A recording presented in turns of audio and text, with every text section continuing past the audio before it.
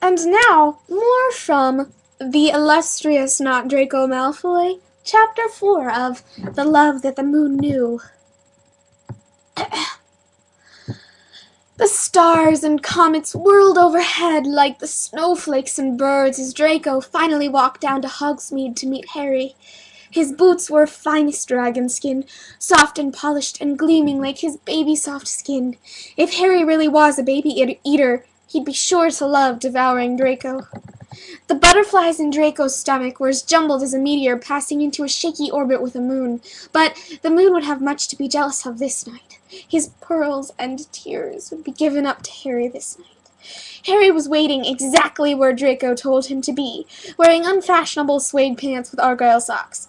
Draco would have sneered at anyone else for wearing such terrible clothes, but since it was Harry, he just wished to tear those hideous clothes off him and make love until the snow left them as frozen as a lunar ocean.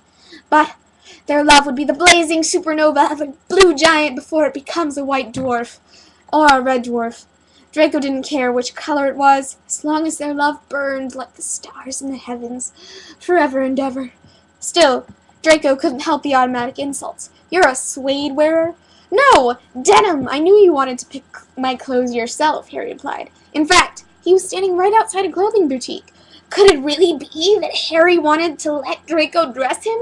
Suddenly, Draco saw just who he didn't want to see this night. Someone he'd actually shagged before in a moment of strong, virile, powerful erotic weakness that couldn't equal what he felt for Harry.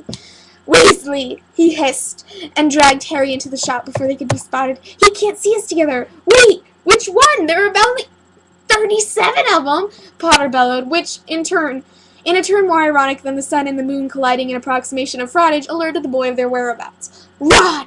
Draco gasped, seeing the flaming head through the window, moving in the direction of the door.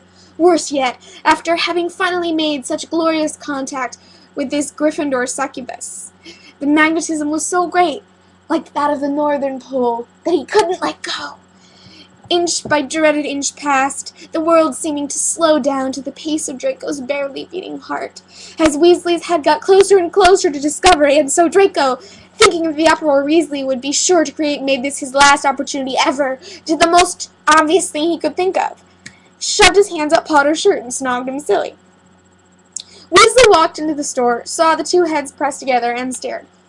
"Wow, if I didn't know better, I'd think that was Harry kissing Malfoy," he said to himself. Then he shrugged, picked out a particularly ugly new jumper, somehow found the money to pay for it, and left. Draco let up on the kiss, and Harry broke away, managing to simultaneously look angry, fetching, and lustful. "What was that about, Malfoy?" he demanded. "Like you didn't enjoy it," sneered Draco. Harry shrugged. Further conversation was stopped by the shopkeeper. "You two gonna buy something or just keep snogging in the corner all night?" Draco felt his heart swell with love at the sight of the blushing red tide that covered Harry's face. "We're going to buy something," he snapped haughtily, lifting his elegant nose in the air and dragging Harry along behind him. "That is, of course, assuming you have dragon leather trousers located somewhere within this store." His mother would have been proud of the added nose wrinkle at the end of that sentence, he felt. He flicked through the racks that the shopkeeper had indicated, piling Harry's arms high with possibilities. The velvet curtain of the changing room swished invitingly closed behind them. "I know you want me," Draco declared. "You've been obsessed with me since first year." "Me? You're the one who's obsessed with me." Harry was adorably confused, and he pushed his glasses up his well-formed nose. "Maybe we've both been obsessed. It's time we did something about it." With that, Draco ripped off his clothes in one swift gesture. He was incredibly talented at it, and didn't even tear them. Naturally, Harry was stunned by the display, but he couldn't hide his growing love and lust as he looked at Draco's perfect, unbelievably attractive nudity. The moon rose high in the sky. Naturally,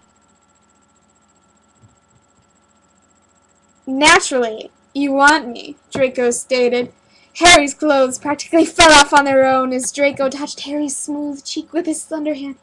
"Rock my world, Draco," Harry whispered seductively. "You want me to rock it?" Draco asked authoritatively, in complete dominance of Harry in his mind and his body. He backed Harry into the wall of the changing room. "Right here?"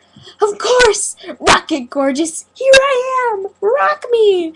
Draco cupped Harry's rear and pulled their bodies together. Harry's buttocks weren't as shapely as his own, but Quidditch had toned them to near perfection. How do you want me to rock you? Like a storm, baby! Rock me like a storm! Draco rocked their bodies together, passion slicking their skin against each other as they moved and undulated and squirmed and ululated. You like that? He was the god of all the heavens, and the stars burned for him in recognition of his powerful purity of love for Harry. Yes, I do! Rock me like a tornado! Harry was panting with need, almost unable to speak. The tempo started to pick up and intensify like Brahms' Hungarian Dance No. 5 as it progressed.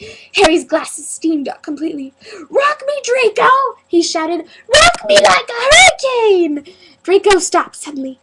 A what? Said Draco. A hurricane, you know. A tropical cyclone whose winds exceed 33 meters per second, located in the North Atlantic Ocean or the North Pacific Ocean, east of the dateline, said Harry, frustrated at the blonde Slytherin's abrupt cessation.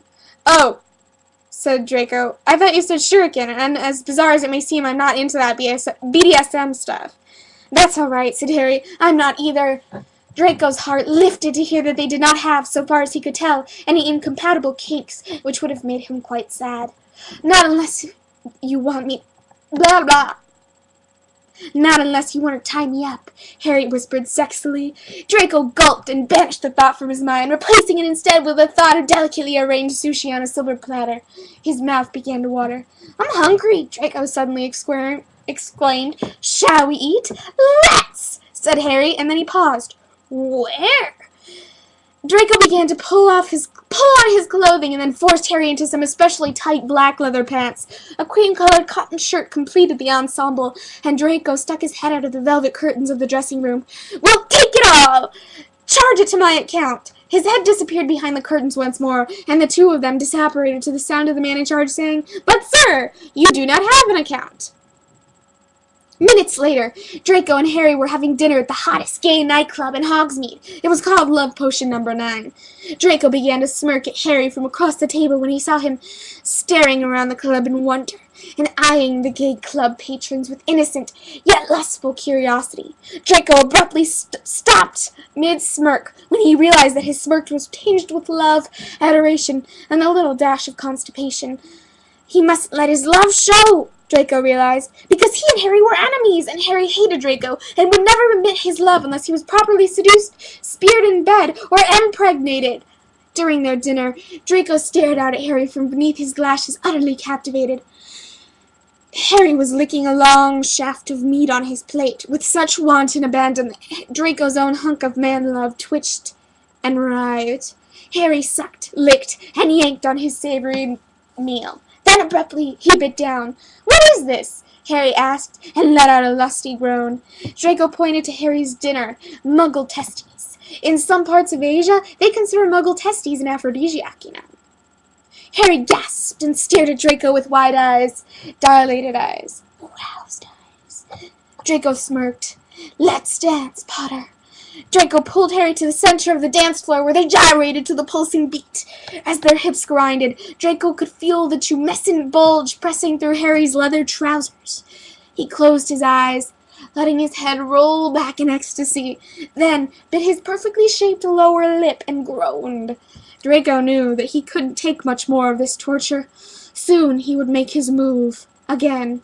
The nightclub was hot and clammy with the closeness of bodies, and Draco would have broken into a sweat but for his pure-blood genes, which prevented perspiration except during the throes of passionate sweet love, when a certain amount of slickness was appropriate. Harry, however, was not taking the heat so well.